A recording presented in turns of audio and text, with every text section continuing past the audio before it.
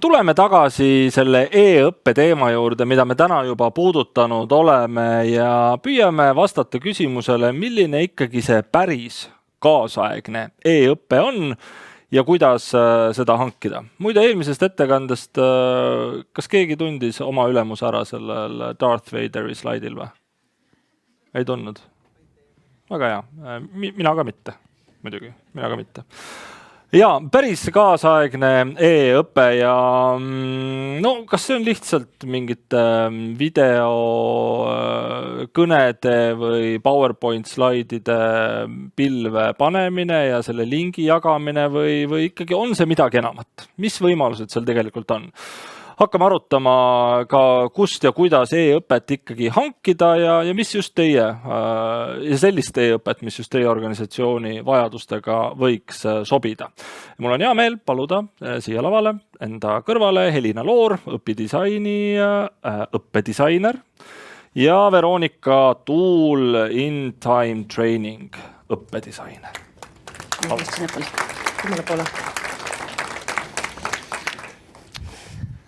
Niisiis, Helina, no millised tunduvad need peamised väljakutsed, millega te Eestis e-õppe rakendamisel avalikus sektoris olete kokku puutunud? Kui hästi meil see avalikus sektoris tegelikult välja tuleb? Tervist minu poolt. Juba väikselt tuleb, võiks teha väikse komplimendi, et tegelikult avalikus sektoris on küll juba iseseisva e-õppimise kursuseid täitsa olemas. Kenasti Digiriigi Akadeemia platvormil kätte saadavad väga paljudele huvilistele. Aga eks natukene veel võtab võib-olla harjumist see mõte, et võiks õppida iseseisvalt e-kanalis. Et see tundub võib-olla natukene hirmus, võib-olla natukene, et see ikkagi ei ole nagu päris õppimine, et seal on teatavad hirmud, aga juba vaikselt edeneb. No ma tegelikult küsisin nendes väljakutsete kohta, sa tahtsid praegu lihtsalt öelda kenasti, aga ütle nüüd ausalt, mis need väljakutsed on, peale selle, et tundub võib-olla imelik mõte üldse e-kanalis õppima hakata. No jah, tahtsin ilusti öelda, sest tegelikult seal on põhjust ilusti öelda. No väljakutseid on nagu mitu, üks on see, mis ma tegelikult juba ütlesin ka, et natuke on nagu hirmus. Et võib-olla ei tajuta hästi selle e-õppe nagu tulemuslikkust või et kas see ikkagi on see päris õppimine. Teine võib-olla väljakutse on ressursid, et praegu avalik sektor ikkagi kärbib aktiivselt, et kas ma saan seda endale lubada, mis hetkel mul on seda mõistlik endale lubada, et seal mõned sellised suuremad väljakutsed võib-olla on tõesti, mida saame avada pärast. No hakkame neist ka rääkima, aga Veronika, kuidas ja mis hetkel on organisatsioonil üldse mõistlik kaaluda selle iseseisva e-õppe kursuse kasutamist? Kuidas ma üldse aru saan, et need tingimused on nüüd paigas ja e-õppe, see on see õige viis, kuidas edasi minna? Ja, siin on kindlasti küsimus selles, et kui palju on õppijaid ja kui palju on neil aega. Et sellisele 20-30 inimesele e-kursust luua ei ole mitte kellegi jaoks kasumlik, efektiivne, et rääkides numbritest, siis tõesti, kui mul on juba 200 inimest, kes vajaksid ühte sisu ja see sisu on ka selline, mis ei muutu nii kiiresti ajas, et on selline, mida ma saan näiteks 6 kuu pärast vaadata üle, võib-olla teha väikesemad parandused ja see sisu on ikka veel aktuaalne, siis sel juhul tasuks küll kaaluda e-õpet ehk tavalisest tähenduses tähendab see enamasti sisseelamiskoolituste programmid, kindlasti oleks midagi, mida paljud läbivad, mille sisu ei ole nii ajas muutuv, nii kiiresti muutuv ja sel juhul tasuks kindlasti mõelda selle peale. Kas hea e-õppe programm on väga sarnane sellise vana hea klassiruumi koolitusega ja kui ei ole, siis mille poolest? Esimese küsimuse poolel ma ütlen jah ja ei. No, see oleneb väga paljudest asjadest, kas ta on sarnane või ta ei ole sarnane. Ja nüüd seda eid siis natukene lahti arutada, siis õppimine ekraani vahendatult või õppimine tehnoloogia vahendatult on teistsugune õppimisprotsess kui õppimine klassiruumis, õppimine grupis, kes on füüsiliselt inimesed sinuga ühes ruumis.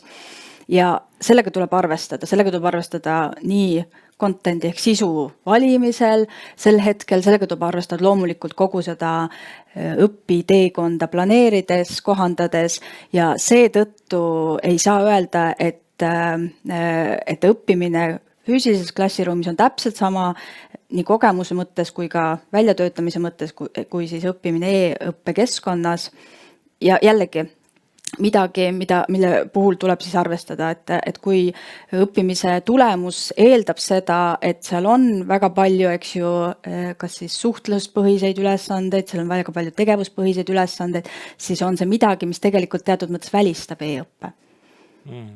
Helina, kuidas ikkagi seda e-õpet niimoodi disainida, et see avaliku sektori töötajate vajadustele võiks vastata? Mis on need asjad, mida nagu silmas pidama seal peaks?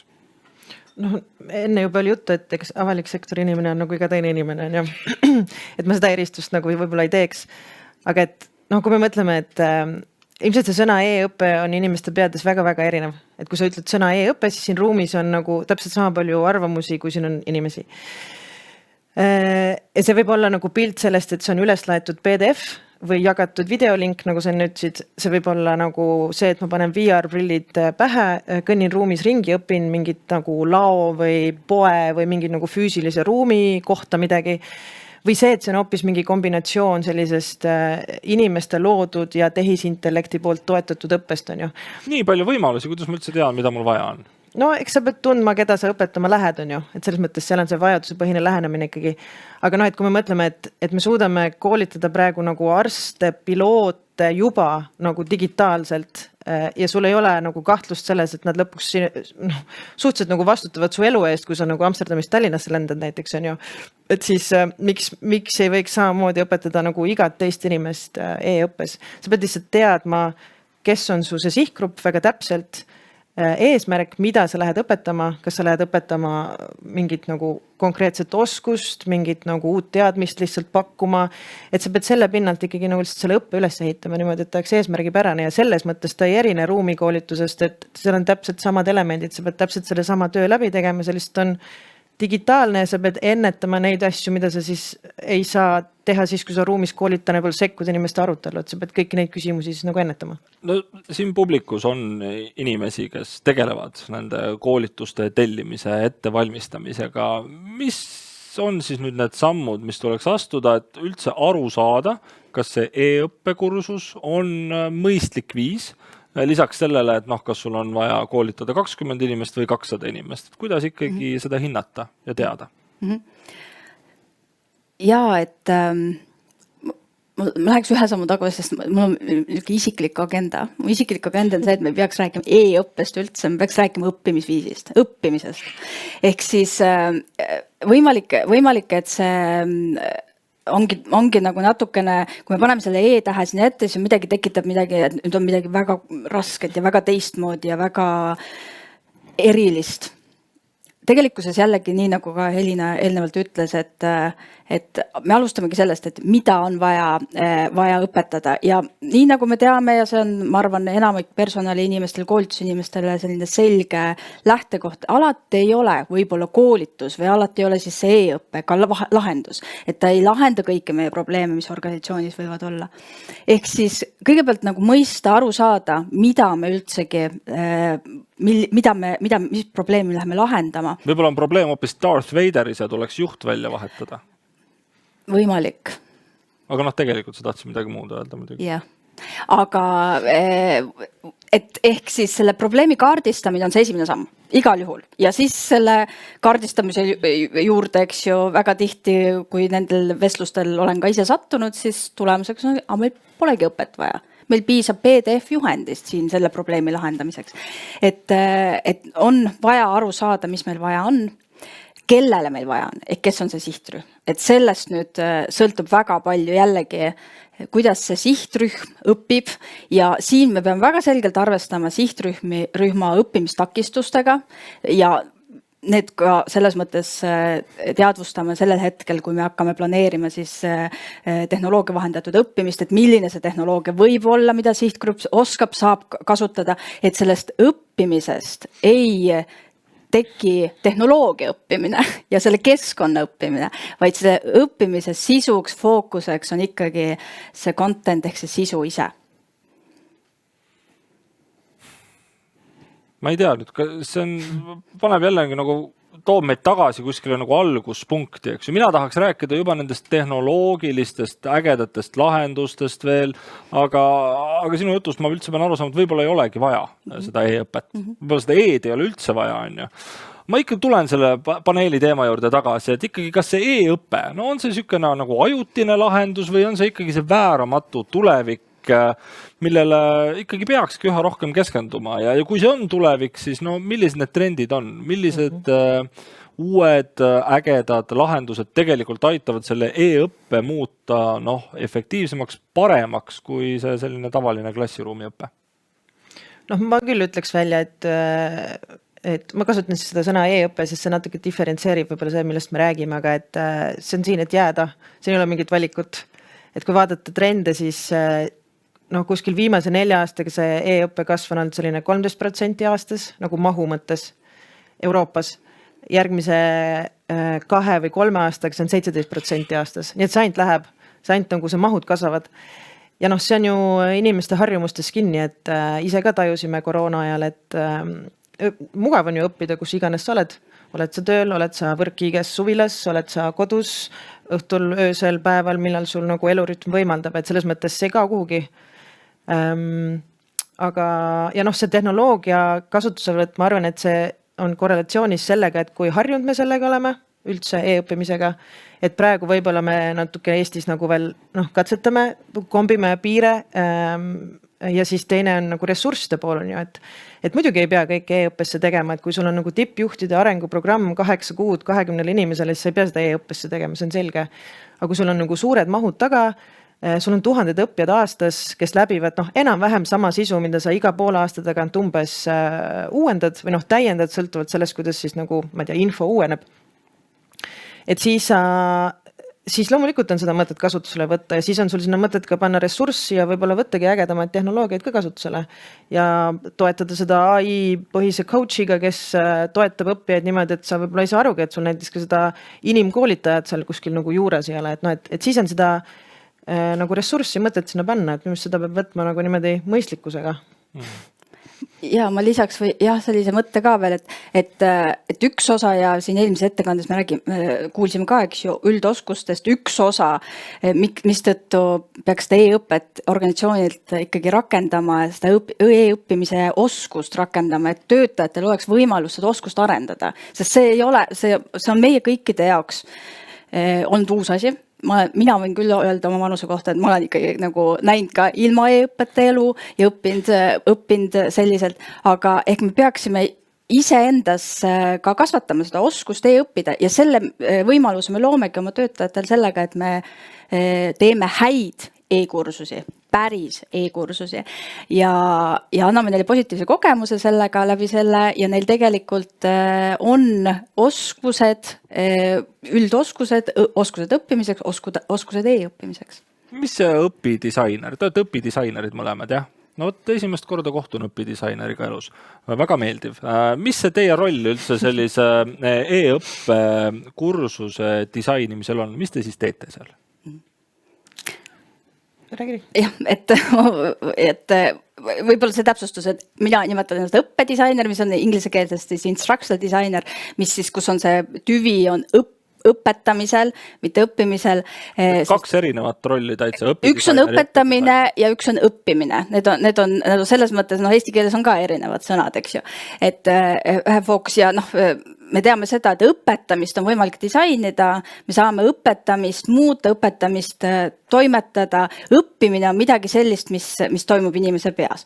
Aga see oskus, mis õppedisainer sellesse protsessi toob, ongi see, et näidata või olla siis selliseks peegliks ja partneriks siis koolitajale või sisuekspertidele ja mina tihtipeale nimetan ennast õppijate advokaadiks ehk õppijal ei ole selles protsessis võimalik olla kohal, et õppija ei saa öelda, et mulle meeldiks nii õppida või mulle see sisu ei ole võib-olla praegu tänasel päeval praktilise väärtusega, aga mina võtan selle rolli ja olen siis õppija advokaadiks, aga mitte ainult selle content'i poole pealt, mille osas mul tihtipeale ei ole ekspertiisi üldsegi või on väga minimaalne ekspertiis, aga just nimelt selle, et kui ma olen selles situatsioonis, kus ma seda õpet läbin, kas minu jaoks on see õppeprotsess toetatud, kas mina saan aru, kas mina tulen toime ja nii nagu eelnevalt öeldud, et õppijad siin selles e-kursuse loomisprotsessis ei ole, nüüd see õppedisainer esindab seda õppija vaadet,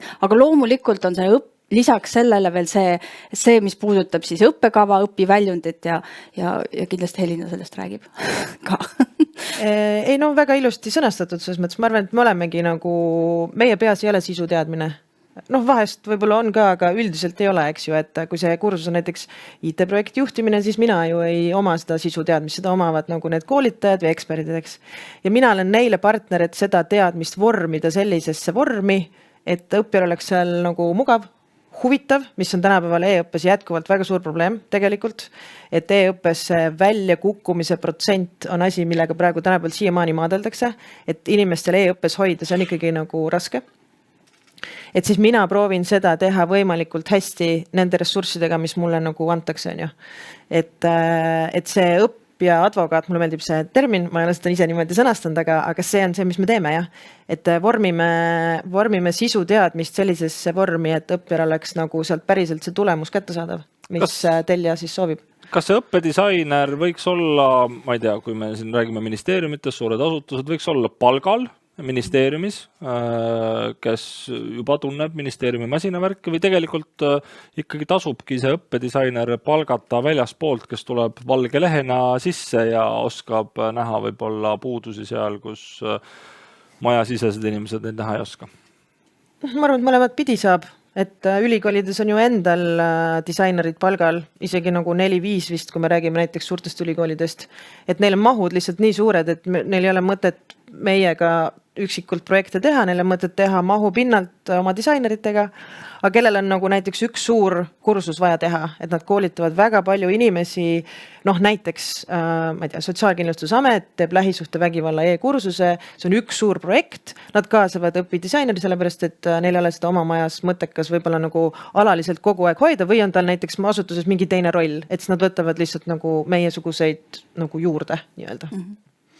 Just ja tegelikult võiks öelda, et ma arvan, et igas ministeeriumis juba täna on õppedisainer palgal, aga ta on nimetusega võib-olla koolitusspetsialist, et võib-olla selle vahe, mis on selles koolitusspetsialist ja õppedisainer, et jah, et me toome kindlasti seda kompetentsi, mida see tehnoloogia nüüd, et see õppimine toimub tehnoloogia vahendatult, mida see nagu endas kätkeb, aga koolitusspetsialistil, koolitusjuhil on tegelikult sama kompetents olemas, et ta saab aru, et meil on õpiväljundid või me kaardistame õpiväljundid, kuidas me nende õpiväljundeid hindame, kuidas me mõõdame ja kõik see, et selle kompetentsi tegelikult ma arvan, et majast kindlasti on kõikides majades olemas. No publikult on palju paremaid küsimusi kui neid, mis minul veel kuklas on ja neid on palju. Esimene küsimus, milliseid vahendeid ikkagi üks kaasaegne e-õppe peaks kasutama, kui te sinna sisu olete loomas? Kas on sellele hea universaalne vastus? Ja mina vastaks niimoodi, et minul on tööriistakastis ja mul on selline asi olemas, et ma võiks öelda, et mul on õppedisaineri tööriistakast, siis seal on väga palju vahendeid, aga ma ei saa öelda siin nagu 10 või 20 tükki, mis on nagu universaalsed, sest see tõesti sõltub, mida me tegelikult selle õppega saavutada tahame ja kellele me õpetame. Et loomulikult vahendeid, kui hakata üldse vaatama, mis need siis vahendid on, esimene nagu klass vahendeid ongi see vahendid, mis puudutavad siis vajaduste kaardistamisega ehk kõige lihtsamalt mõelda sellise teenusdisaini protsessi ja haldamise metoodikad, eks ju, ja siis kui sellisest tehnoloogiast, et millised siis tehnoloogialt, siis on haridustehnoloogilised vahendid, nii nagu haridustehnoloogiliselt või hariduses kasutame tehnoloogiat. No ma arvan, et see on nagu, et kui sa tõstad selle võtad selle õppe sealt eest ära või õpi, et siis disaineritel on ka erinevaid töövahendeid, mida nad kasutavad ja seal on kindlasti igaühel omad eelistused, eks ju, millist õppedisaini töövahendit nad kasutavad. Mõnel asutusel on see majas sees näiteks olemas, et siis nende eelistus on kasutada seda. Aga kui me räägime nagu juba tehnoloogilisest tootmisest, et siis sa seal saad kasutada, ma ei tea, sa võid kasutada HeyGeni selleks, et toota videosid, kus nagu AI nägu ise räägib, sul ei ole ühtegi koolitajat vaja nagu üles võtta või üles filmida, on ju. Mõnel teisel puhul sul on just vaja nagu video crew'd, kes filmib selle koolitaja rääkiva näoga, oma näoga üles, on ju, et jah, ma tahaks ka öelda sama, et need tehnoloogilised vahendid sõltuvalt sellest, mis on eesmärk ja mis on ressursi mõttes võimalused. Et neid tarkvara nimetusi võib siin loopida, aga see on nagu, et mida siis vaja on?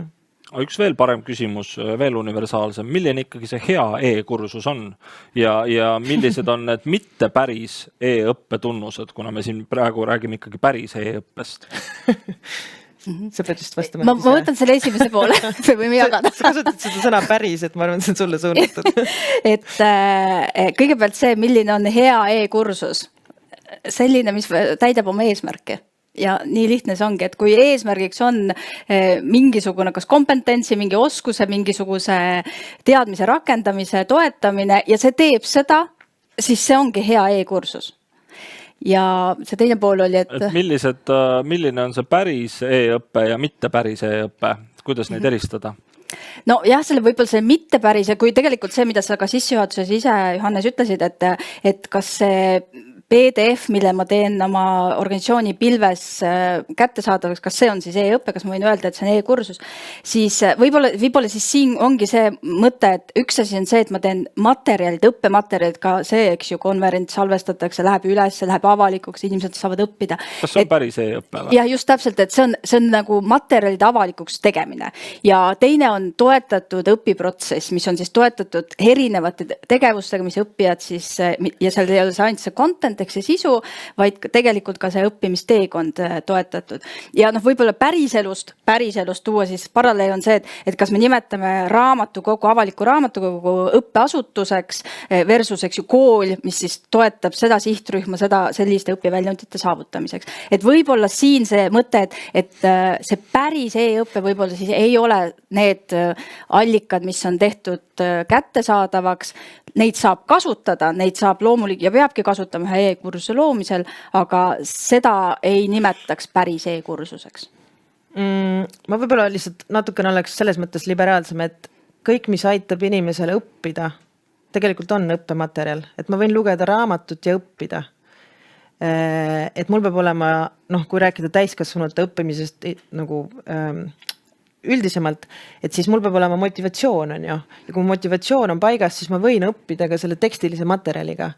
Aga inimestel on huvitavam, põnevam, nad püsivad seal õppes võib-olla kauem, kui see on nagu interaktiivsem neile. Neil kuidagi nagu mõte käivitatakse aktiivselt nagu nende eest või aidatakse neil seda aktiivselt käivitada, et eks see sõltub inimesest, on ju, et kes kuidas õpib, aga et see e-õppes püsimine on jätkuvalt väljakutse ja see on see, miks me, et kui sa klassiruumis nagu teed arutelu, teed väikse mängu, küsid küsimusi, et siis seal sa teed neid täpselt samu asju, sa lihtsalt teed seda digitaalselt selleks, et inimese mõtet aktiivsena hoida, et ta päriselt õpiks. See on see eesmärk, on ju. Kas igale e-õppe koolitusele peaks järgnema võimalus küsida täpsustavaid küsimusi koolitajalt ja soovitused, kuidas end edasi täiendada? Ka küsimus publikust. Soovitusi saab panna igal juhul kirja ja kui mina teen kursuseid, siis alati selline nagu hea nagu laegas või tööriistakast või kuidas iganes seda nimetad, on seal juures, et kuhu sa saad edasi minna lugema, õppima, kuulama selle kohta, mis siis on, ma ei tea, spetsiifilisem või süvendatud, mille kohta võib-olla tekib nagu küsimusi või huvi. Kas alati peab saama küsida küsimusi? Eks selle e-kursuse nagu väljakutse ju ongi see, või nagu miks seda tehakse, on see, et mahud on suured ja ei ole aega teha seda ruumiõpet või ei ole ressurssi seda ruumiõpet teha, et see vastus sellele küsimusele on sama, et kui meil ei ole aega ja ressurssi nende küsimustega päriselt tegeleda ja nendele vastata, siis me ilmselt ei saa seda võimalust pakkuda. kui meil on ressurssi sellega tegeleda, siis miks mitte, muidugi, see on ju inimestele põnev ja koolitaja saab vastata ja panna sinna oma aega, aga küsimus ongi nüüd selles nagu valikus. Soovid lisada? Jah, et jällegi ma kordan seda juttu, et taandaks, mida me tahame saavutada, et paljusid asju saab ainult sellega kattagi, et 100% õppimine toimub iseseisvalt, asünkroonses võtmes, õppija enda tempo, õppija enda valitud kohas. Aga need elemendid, mis siis eeldavad sellist sünkroonset õppimist, eks ju, need tegelikult peaksid samamoodi siis toetama seda õppijat mingi õpiväljundi saavutamisel. Ehk siis jällegi see koht, mida ma tavaliselt siis selliste e-kursuste arutelu puhul me räägimegi ja sisuekspertidega arutleme, et millised need võimalused, vajadused on, aga nüüd me siis kaardistame ära selle kursuse formaadi ja see siis ongi, kas on tegemist 100% kursusega ainult iseseisva läbimiseks või on tegemist kombineeritud õppe, kus on mingisugused tegevused sünkroonses, kas nad on siis pärast vestlusel, pärast mingi webinari või klassiruumis, et see on juba tegelikult kursuse formaat ja see tegelikult tulenebki sellest õpidisaini, sellest esimese etapi protsessi nii-öelda lõpu tulemuseks, me lepime kokku, millise formaadiga on tegemist. Millist e-õppekeskkonda soovitate, võttes arvesse kasutajasõbralikkust, funktsionaalsust ja lihtsust? Vot see on küsimus, mida ma saan umbes korra nädalas. Täna tuli ka ära. Ja sellega on niimoodi, et ma eeldan, et küsitakse seda keskkonda, kus õppijad saavad õppida. Kõige mõnusam. Ei, ma saan aru, aga ma lihtsalt mõtlen, et seal on nagu erineva kategooria tarkvarasid, et küsitakse selle tarkvara soovitust, kus õppijad saavad sisule ligi. Neid tarkvarasid on maailmas umbes 1300. Millist sina kasutad? Mina isiklikult ei kasuta ühtegi, sellepärast, et mina ei paku koolitusteenust. Mina kasutan disaini tarkvara ja annan kursuse üle tellijale, kliendile, kes siis paneb selle sinna, kus ta soovib selle panna. Eestis väga-väga levinud, eks ju, ma ei ütle, et see on minu soovitus, ma lihtsalt toon näiteid, et Eestis väga-väga levinud avalikus sektoris, ülikoolides on näiteks Moodle. Aga Moodle olles küll väga võimekas tarkvara, vajab väga palju konfiguratsiooni. Ehk siis sa pead sinna panema aega, tihti leidma oma serveri, kus see istub, inimese, kes sellega tegeleb. On olemas ka nagu SaaS või pilvepõhine teenus, aga see on nüüd natuke teistsugune. On tarkvarasid, mis on ainult pilvepõhised. Ja siis sa pead hakkama seal tegema valikuid ja kui mina klientidega töötan, siis me paneme paika nagu listi kriteeriume, mille pinnalt me valime. Mitu õppijat, millist õpet peab saama läbida, millised peavad olema õiguste küsimused, näiteks, et kas sa koolitad oma majas inimesi, kellel kõikidel inimestel on kogu sisule ligipääs või sa müüd koolitusteenus, ehk siis sa pead hakkama nagu õigusi jagama ühe kaupa, näiteks kui inimene ostab koolituse. Ja siis meil on nagu kriteeriumite list, mingi 15 kriteeriumi tuleb kokku ja siis me selle pinnalt valime. Et ma ei saa öelda küll nüüd, et see on see tarkvara. Kas sul on lemmik? Minu lemmik on see, mis õppijale meeldib ja millega õppija on kohanenud ja seetõttu siin olles täna selles seltskonnas olla, siis mina ütleks, et avalik sektor on juba tänaseks väga hästi harjunud Moodle'i keskkonnaga, milles see Digiriigi Akadeemia ju tegelikult siis on, mis tähendab seda, et ka selles etapis, kus me kaardistame ära õppija, eks ju, võimalused, vajadused õppimiseks, siis ka et kus keskkonnas on ta harjunud õppima. Et kui tulebki, et meil olid need kursused, need olid seal Digiriigi keskkonnas, siis minul tekib kohe see mõte, et need ka järgmised kursused võiksid seal olla. Et kui õppija tuleb toime, on harjunud selle keskkonnaga, siis see ongi see hea koht. Aga ma ütlen Moodle'i kohta täpselt sama, et lihtsalt see on ülikoolis tuttavad inimestele, inimesed teavad, see on nüüd siis ka töökeskkonnas väga-väga levinud tuttav, et õppija tuleb toime, ta tunneb ennast seal kindlana ja tegelikult siis õppimine toimub. Milliseid õppedisaini vigu te soovitate algajal, kes õpet disainib, vältida?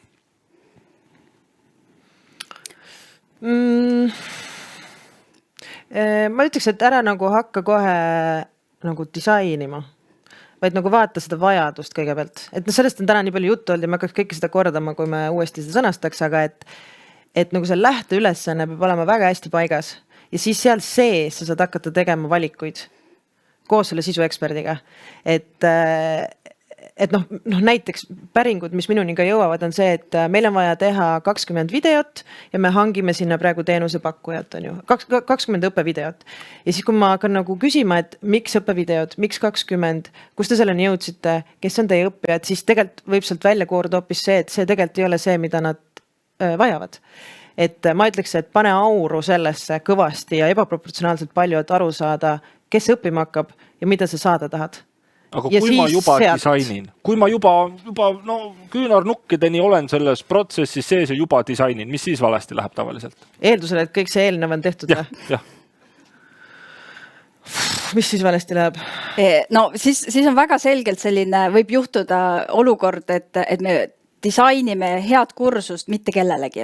Ehk selline sisendipõhine lähenemine. Ehk mul on olemas sisend, võib-olla keegi ütles ka, et meil on seda kursust vaja e-kursusele ja siis nüüd võib-olla mul on PowerPointid olemas, mul on juhendid olemas, mille põhjal ma seda teen ja ma ei võta arvesse seda, mida tegelikult õppija vajab, ma ei võta arvesse seda, kes on see õppija ja siis me teeme sellise sisendipõhise kursuse, mis tegelikult ei pruugi toetada seda õppimist. Jah, kasutad hästi palju vidinaid.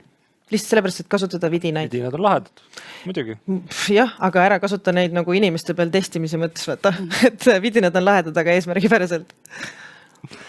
Kas kellelgi on veel mõni küsimus, mida ma ei jõudnud küsida? Ma tean, üks küsimus on küll siin digitaalselt laekunud, aga äkki keegi tahab käega veel märku anda ja küsida nagu vanasti, otse.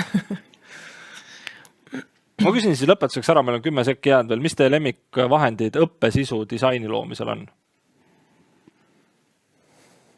Mina kasutan väga palju autorvahendeid, mis on üks liik just nimelt selle sisu disainimise osas ja siin on jällegi, no Articulity tooted on ühed, mis on nagu väga kompaktselt oma vahel niimoodi kenasti kooskõlas ja seda perekonda siis, selle perekonda tooteid.